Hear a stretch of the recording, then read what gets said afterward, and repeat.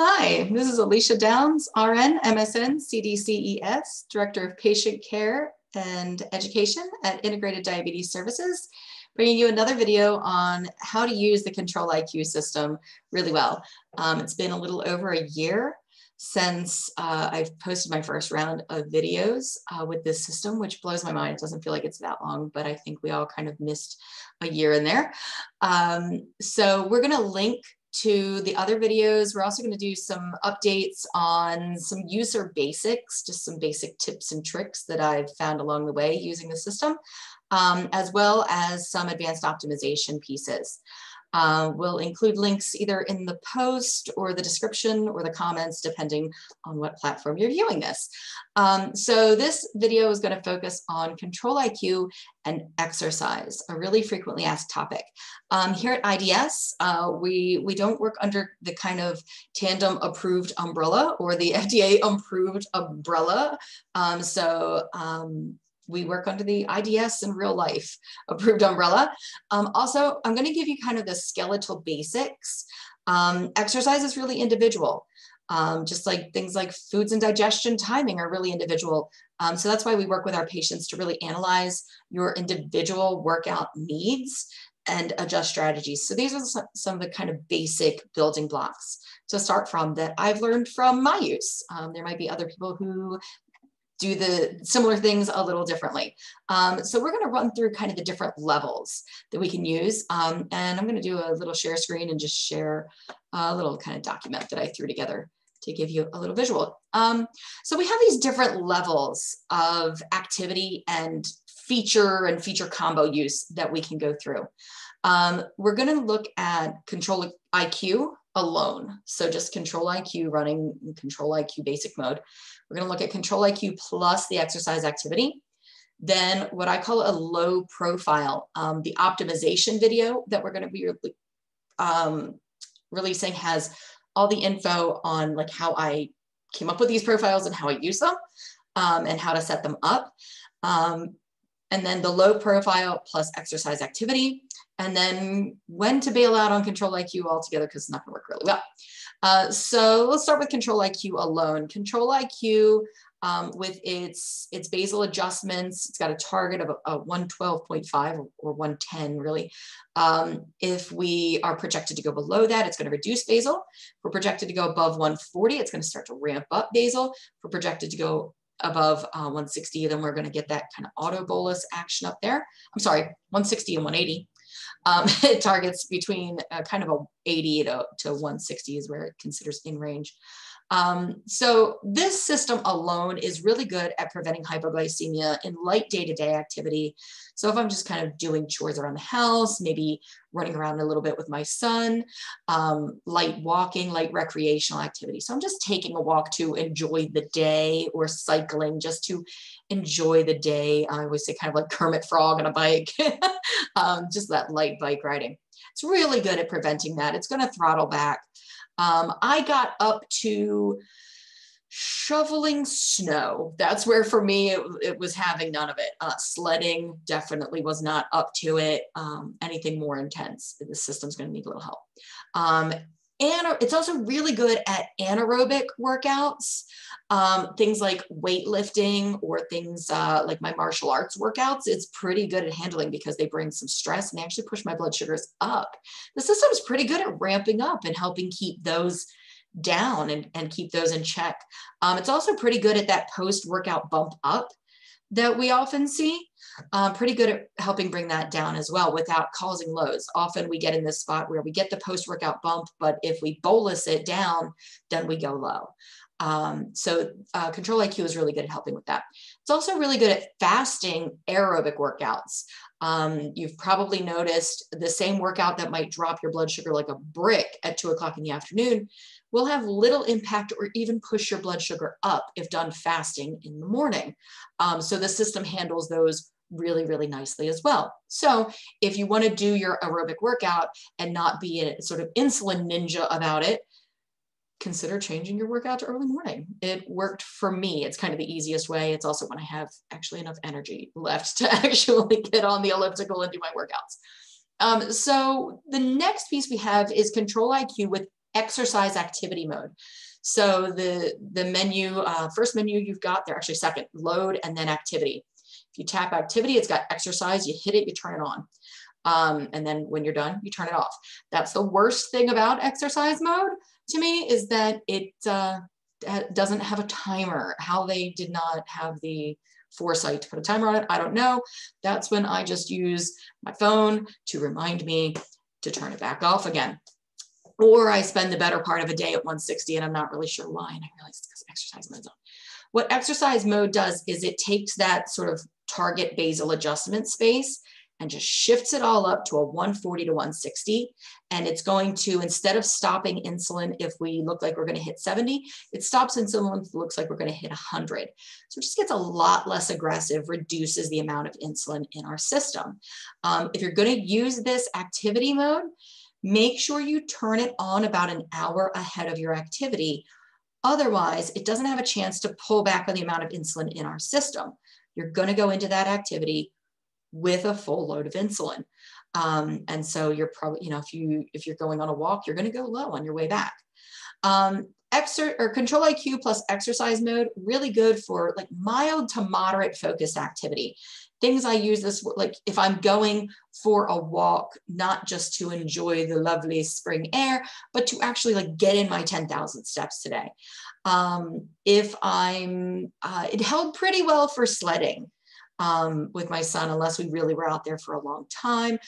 Biking. So if I'm now, again, cycling to get somewhere, I don't know that it would hold up to like road cycling. Like if you've got special shoes for it, it might burn a little bit more glucose. But for me, it holds pretty well for like if I'm just trying to get from here to there on my bike. Prolonged light activities. So again, things like a long walk. For me, this is where I use for shopping. Grocery stores here in Pennsylvania are ridiculously big. They drop my blood sugar every time. So I use it for going to the grocery store, to the mall, that kind of thing. I actually use the exercise activity more when I'm not exercising. I use it to prevent hypoglycemia post-workout. If I've had a more intense workout, I'm going to have that period of hypoglycemia after the workout, 4, 6, maybe even 8 hours, depending on the intensity in the workout. So I'll run the exercise activity so I don't drop low, particularly overnight. If I've had a really, really active day, I'm going to run that exercise activity all night long so I don't crash overnight. Might hold me a little higher. I'm probably not going to sit down in that 100 pocket overnight because it's aiming me a little higher than that. It might drift up. But for me, I'd rather have a night where I kind of drift up and wake up in a 130 than a night where I spend all night waking up to low alerts and eating glucose tabs. Another way we can reduce hypoglycemia is using a low profile. And again, we're going to put a link to another video wherever that ends up on how to create that and other uses for it. But I use my low profile to reduce my overall basal delivery starting point that Control IQ is working with. I use this for a full day of higher activity. When I'm camping, when I'm at the shore, kind of the whole day is just going to be a lot more active, and therefore I'm going to need less insulin. I also use it, again, overnight after really active days, and to help that hypoglycemia piece, especially if I want to stay a little tighter than I might see from exercise mode, but just have a little bit of hypoglycemia protection. That's going to help me there. My low profile plus the exercise activity really shines when I have that full day activity that's then going to have periods of even higher activity, like camping. I'm going to be all day. I mean, anybody who's done tent camping, just eating lunch burns more glucose because you just have to be a lot more physically arduous about everything. Taking a shower burns more glucose. But then I might be hiking on top of that. I might be biking on top of that.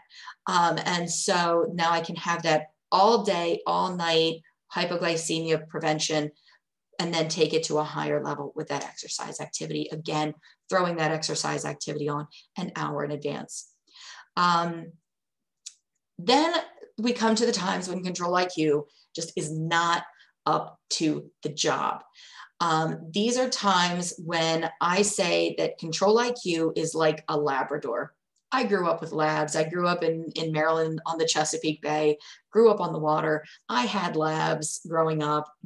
They're amazing, loving animals. They help us all the time. They fetch things. They chase critters.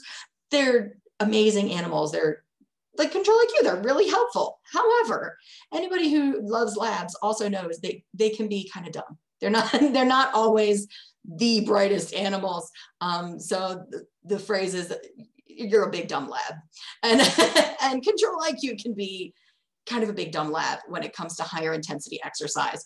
I used to work on docks, and we had these bumpers, these rubber bumpers that we would throw out when boats were coming in so that they wouldn't rub the dock and mess up the dock and the boat. And so we'd go down this big long stretch of dock when the boats were coming in, and we'd be throwing off these bumpers. And inevitably you would turn around, you would hear a splash and turn around, and somebody's big dumb lab was jumping in the water trying to fetch back all the bumpers that we had just thrown out. And we'd be like, big dumb lab, get it out of the way, get it off the dock so we can do what we're out here to do. Same thing with control IQ. So times we want to turn it off because it's just not going to help. Higher intensity activity. So if I am getting on the elliptical at 2 o'clock in the afternoon, if I am hiking, if I'm climbing, if kiddos on the trampoline, or adults, if you're on the trampoline, go you, but kiddos on the trampoline, huge blood sugar dropper. Swimming, another huge blood sugar dropper.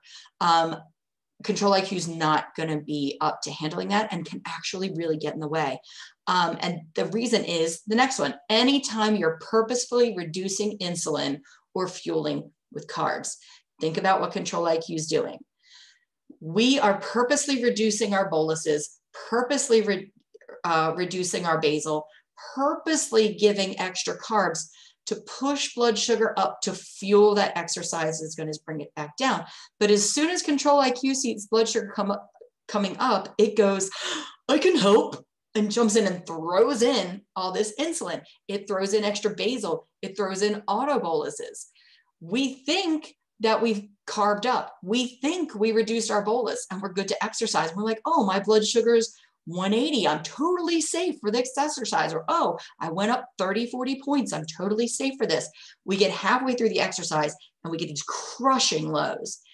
And we look, and what do you know? Control IQ jumped in and it threw a bunch of insulin into this thing because it wasn't smart enough to know that I didn't want it there. Big dumb Labrador thought it was helping and bringing back all of my bumpers. So turn it off before you do that. So before you reduce your boluses ahead of exercise, before you take some added carbs to fuel that exercise, turn control IQ off. If you've typically done a basal reduction, go ahead and throw that basal reduction on with a temp rate manually. Reduce that basal, eat your carbs, enjoy your workout. Once you're on the downward side of it, then if you want, go ahead and turn control IQ on. Now the most it's going to do is help prevent hypoglycemia. If, once you're pointing down below 100, it's going to help out. Now, if you're 240 and pointing down after a workout, don't turn it on yet, because it could still jump in and bolus you because you're well above its 160, 180 target. But once you get down in the pocket, once you're projected to go down below 100, you can safely turn it on. I will usually do this like the last 20 minutes of my workout. I'll turn control IQ back on. My blood sugar's down, my blood sugar's stable. If it does auto bolus me, it's not going to hit me till after my workout. And now it's in place to help reduce that post-workout bump. So there you go. There are some tips to throw at your workouts if you're heading into new workouts this spring, this summer, coming out of COVID, getting back to the gym. Super excited. Some ways to work with control IQ or to just get the big dumb Labrador out of the way. Check out our other videos. If you want some help from us here at IDS for working on your personal workouts or taking your workouts to the next level and how to work with your diabetes management with that, give us a shout, give us a call, throw us an email. It's one of the things we love to do. We have, Gary's an exercise physiologist. We all are pretty avid athletes. I'm our adrenaline junkie in the office. I love martial arts. I do a lot of hiking. I do a good bit of swimming. Annette does a lot of swimming. Jenny, Annette, and Dana all do running. Gary plays basketball and is a cyclist. So we are really passionate about being able to be athletic and have type 1. They're definitely not exclusive. And like I said, check out our other Control IQ videos and have a great day. Thanks for joining us.